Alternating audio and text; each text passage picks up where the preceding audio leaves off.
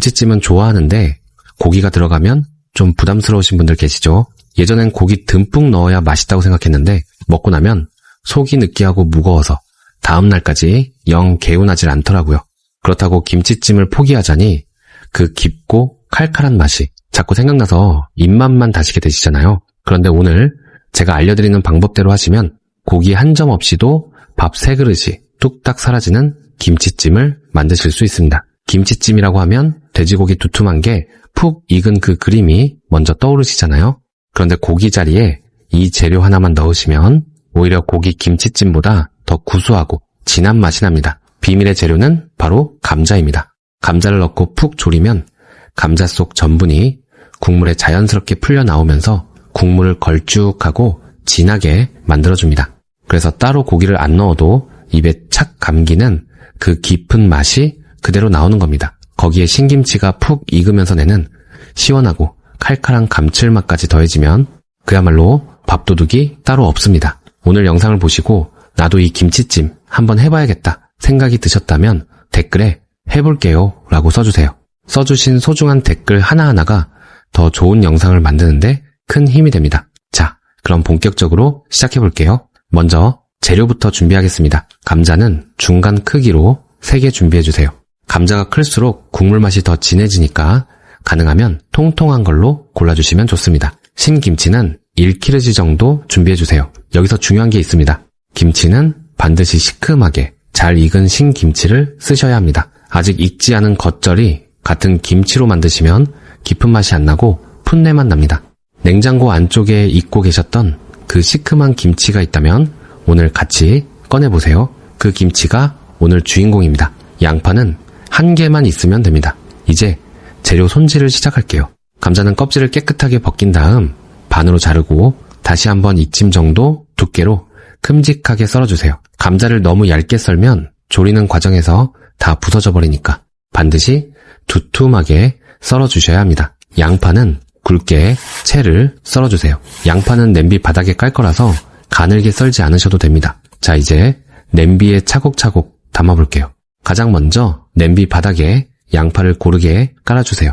양파를 바닥에 까는 이유가 있습니다. 양파에서 단맛과 수분이 빠져나오면서 김치찜이 타지 않게 막아주는 역할을 합니다. 거기다 양파 단맛이 국물에 자연스럽게 스며들어서 김치 신맛을 부드럽게 잡아줍니다. 양파를 깔았으면 그 위에 썰어둔 감자를 빠짐없이 펴서 올려주세요. 마지막으로 신김치 1kg을 통째로 올려서 감자를 폭 덮어주시면 됩니다. 이제 가장 중요한 양념 차례입니다. 양념 하나하나가 다 역할이 있으니까 빠뜨리지 마시고 잘 따라해주세요. 먼저 쌈장 2스푼 넣어주세요. 쌈장이 들어가야 고기 없이도 묵직한 구수함이 살아납니다. 그 다음 고춧가루 3스푼 넣어서 칼칼한 맛을 잡아주세요. 참치액 2스푼은 감칠맛을 책임지는 양념입니다. 멸치 액젓도 좋지만 참치액이 더 깔끔한 감칠맛을 냅니다.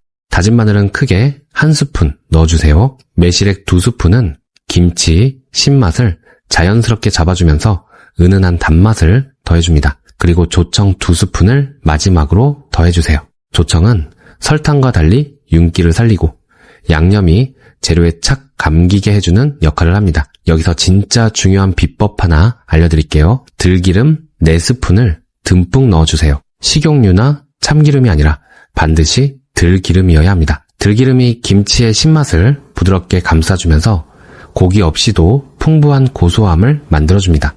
이 한 가지 차이가 평범한 김치찜과 기가 막힌 김치찜을 가르는 비밀입니다. 양념을 다 넣으셨으면 이제 물 600ml를 부어주세요. 물이 적으면 조리는 도중에 타기 쉽고 너무 많으면 김치찌개처럼 묽어지니까 600ml를 정확하게 맞춰주세요. 마지막으로 깊고 진한 국물을 위해 코인 육수를 멸치 맛으로 2개 넣어주시면 됩니다.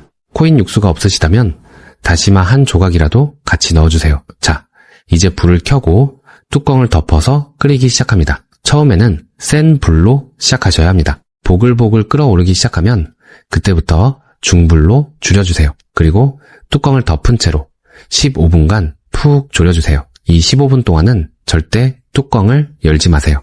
김치찜은 처음 15분이 정말 중요합니다. 뚜껑 안에서 열기와 수분이 순환되면서 김치 깊숙한 곳까지 양념이 스며들거든요.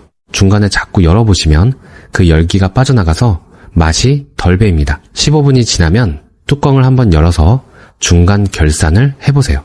김치가 어느 정도 숨이 죽었는지, 국물이 얼마나 졸여졌는지 확인만 하시면 됩니다. 김치를 뒤집거나 휘젓지는 마세요. 그대로 두셔야 김치가 결대로 부드럽게 익습니다. 다시 뚜껑을 덮고 중불 그대로 15분을 더 졸여주세요. 15분이 더 지나서 뚜껑을 열어보시면 국물이 자작자작하게 졸아있고 감자는 노릇하게 양념이 배어 있을 겁니다.